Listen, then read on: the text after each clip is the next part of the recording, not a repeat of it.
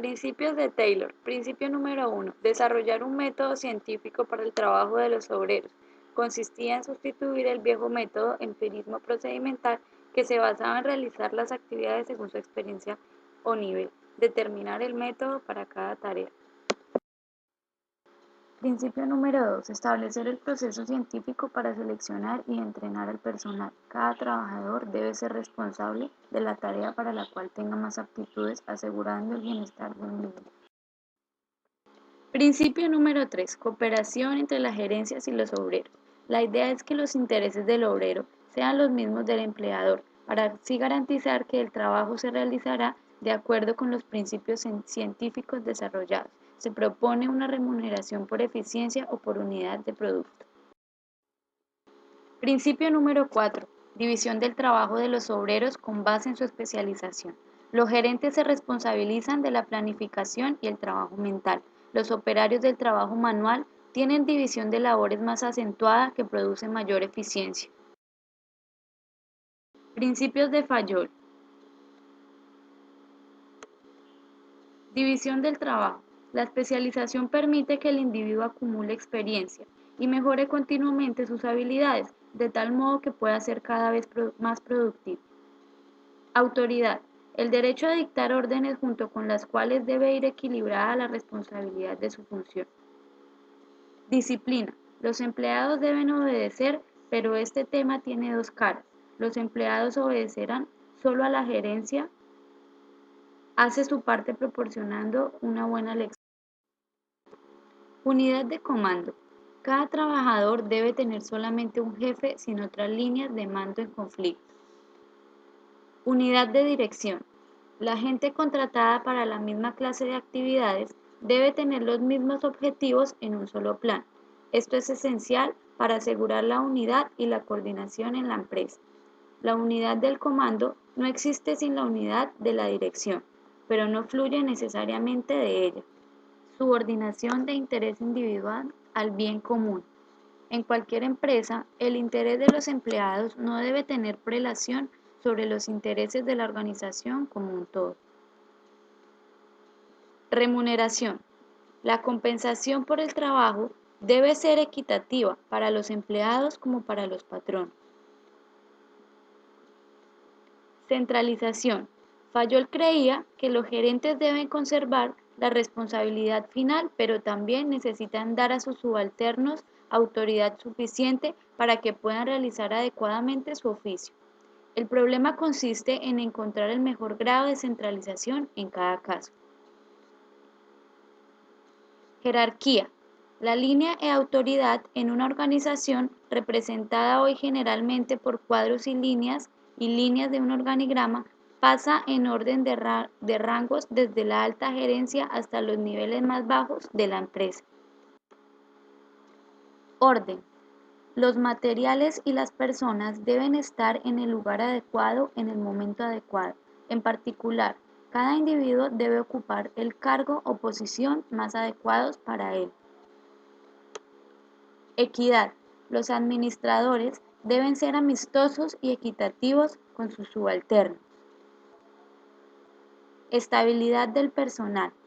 Una alta tasa de rotación del personal no es conveniente para el eficiente funcionamiento de una organización.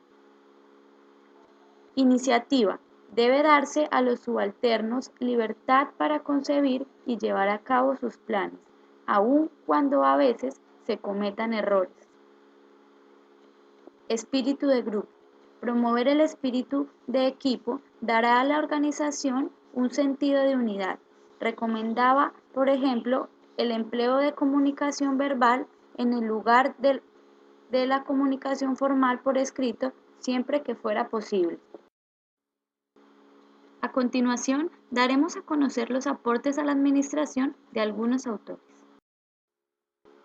Karl Marx. Dentro de sus aportes más significativos encontramos la teoría sobre las relaciones de la economía con el Estado, el poder político, el derecho y la ideología. Él propone transformar el mundo desde la base o estructura económica y parte de la idea de que el devenir histórico de toda sociedad se halla determinado por la economía, entendida y enfocada más específicamente está en su excepción de fenómenos y relaciones sociales de producción capitalista. Para Marx es la estructura económica donde debe buscarse el punto de referencia que nos conduzca a la explicación de los fenómenos sociales que se radican en la superestructura jurídica, política y en la superestructura ideológica. Oliver Sheldon, él escribió un libro en 1923 que se llamó La filosofía de la administración.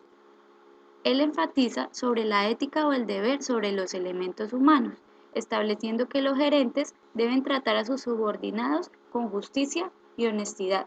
También señaló que la responsabilidad de la administración industrial era el servicio de la comunidad, aclarando que la mecánica de la producción era secundaria al elemento humano.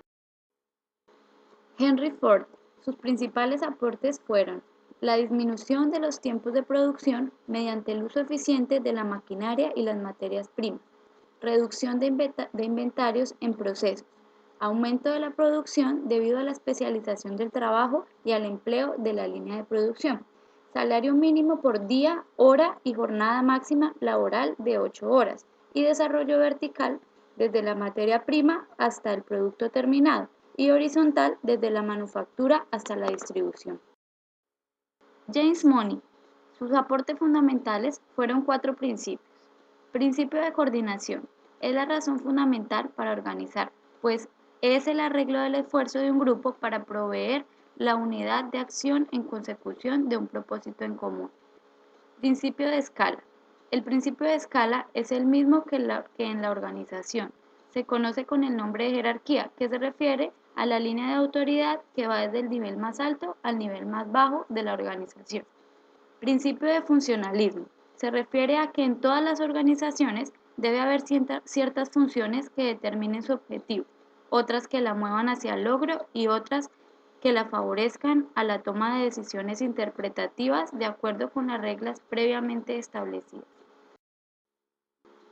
Charles Babbage, creador del aparato mecánico de cálculo que permitió generar la primera computadora, autor del libro Economía en la maquinaria y la manufactura, propuso la división de la producción en procesos, estableció la técnica de costos por proceso y aplicó el método científico al estudio del trabajo, recolección de datos, bajo riguroso régimen.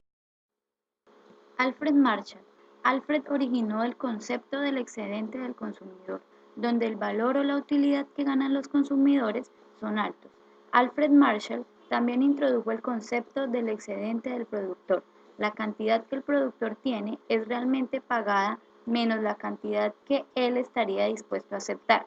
Además, estos conceptos también fueron influidos para medir los cambios de bienestar de políticas en el gobierno como lo son los impuestos.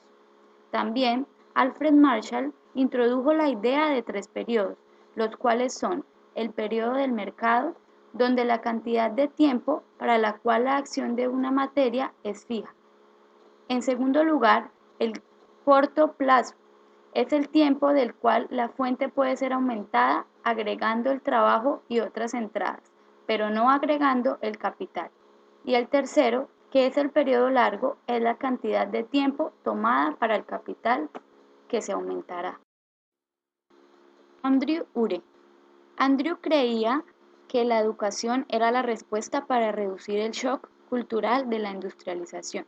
Entrenó a los gerentes para la industria y escribió un libro técnico sobre los aspectos mecánicos, morales y comerciales de la industria.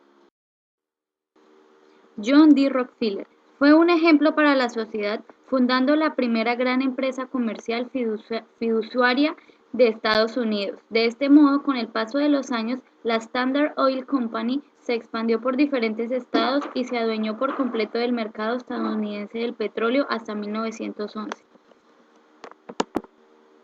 Sin embargo, John D. Rockefeller había abandonado los negocios para dedicarse a la filantropía, donando miles de dólares a organizaciones benéficas.